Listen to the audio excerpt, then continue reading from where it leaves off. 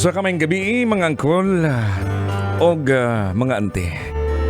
Kumusta naman po ang ating mga kabisyo dyan? Kumusta po ang lagay? At syempre, kumustahin ko naman ang lagay mo kahapon, Kol, ha? Sana naman, lagi namang mabuti at hindi gibuti-buti.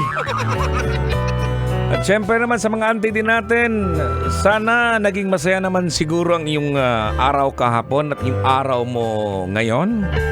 Sa mga may pasok, no? Sa mga may trabaho. Basic siguro yan, no? Na natatapos mo na ang trabaho mo. Or hindi pa tapos, hanggang ngayon ikaw pa ay nagtatrabaho. Ikaw ay isang huwarang trabahante. At sana naman sa darating na Pasko, meron kang matatanggap na regalo. Kung hindi ka mabigyan ng regalo, siguro yung mga kaopisina mo may mimigay sa'yo. Bibigyan ka ng babae. Babaeng manok para meron ka ng alagang manok at siyempre magkakaroon ng konting negosyo. Ayan, sa gabing ito mga kabisyo, no, mga angkol at mga auntie, naisip kong magandang pag-usapan natin ngayong gabi ay tungkol sa kinakain natin. Ang babaeng hindi ang babaeng manok ba sana yung banggitin ko. Ang kinakain natin, ang ato bang ginaum-um ba? Tungkol sa kahalagahan ng pagkain ng gulay. Ano bang isa sa mga paborito mong gulay na kinakain? Ikaw, te, ano ba? Talong. Ayan, masarap yung talong. Pag may egg yan, koy, sarap na siya. Parang tortang talong. Parang nagugutom na ako ngayon. Ginugutom ako sa sarili kong sinasabi dito. Halata, wala pa akong hapunan.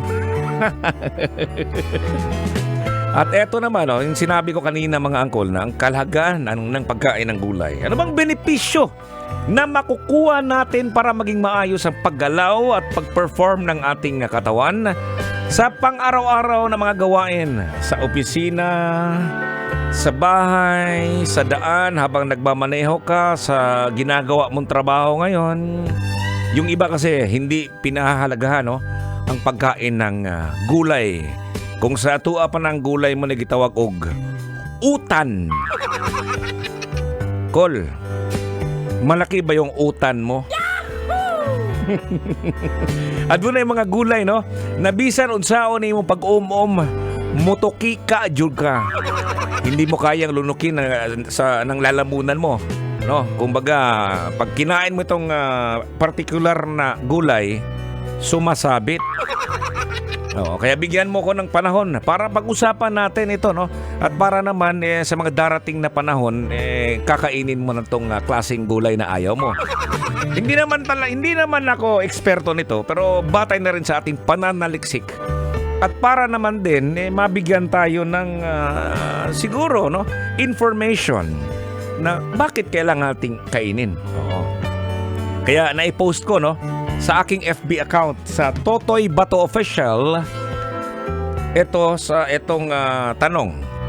Anong gulay ang ayaw mo?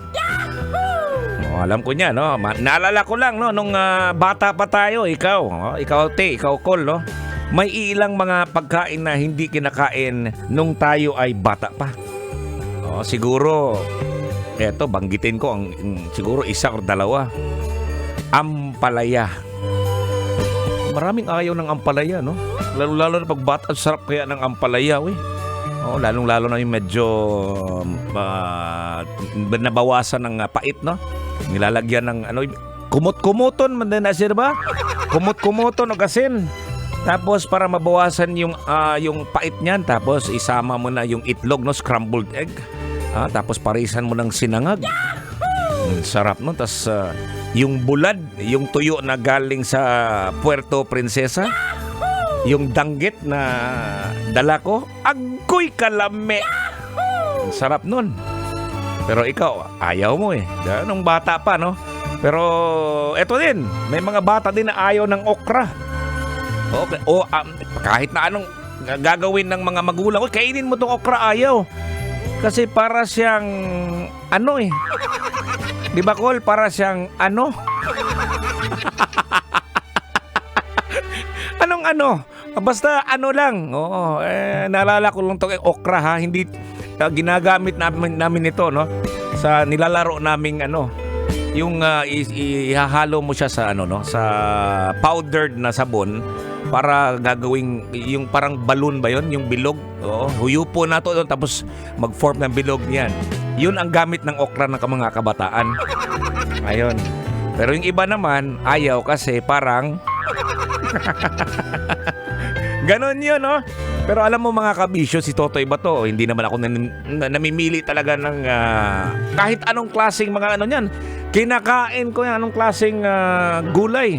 Kasi may lahi tayong Ilocano eh. Mother ko from Ilocos, Sinait, Ilocos Sur. Kaya sanay kami. Lagi na yan, may pagkain na eto yon, parang sa pakbet na ano, may okra, may ampalaya, mayroong kalabasa. Kaya kinakain ko yan kahit na nung dati. Hindi ko kayang lunukin pero wala kang choice. Di ba, Col? Nung dati, no? Nung kabataan natin, Col, ante, no? Pag tayo kumakain, kung ano yung hinahanda dyan sa mesa, hindi ka maghahanap ng wala. Kasi pag hindi ka maghahanap ka ng wala, magugutom yung mga alaga mong bulate. O, di ba? Wala kang choice kundi kumain. Igor adagoy kang mo bagulbol skilid, balik mo nis mama ugs papa. Unsa pa ning ipaom-om nato nga muram butaanig butakal. Para naman tayong baboy na pinapakain ng ganito. Hoy, wag ka ha. Mamaya pag-uusapan natin yan kung bakit kailangan natin kumain ng gulay. Yun! At syempre, sagutin nyo na lang yung pinost ko sa aking fan page, no? Totoy Bato Official. So, ang sabi ko kanina, anong gulay ang ayaw mo at bakit? Babasahin natin mamaya yan dito sa ating pagbabalik. At syempre, sa ating FB Live sa Love Radio Manila page. Again, may gabi, no? Kinigyapon si Totoy Bato. Maraming salamat sa iyong pagtutok. Diri lang sa 90.7 Love Radio. May gabi, Kabisyo.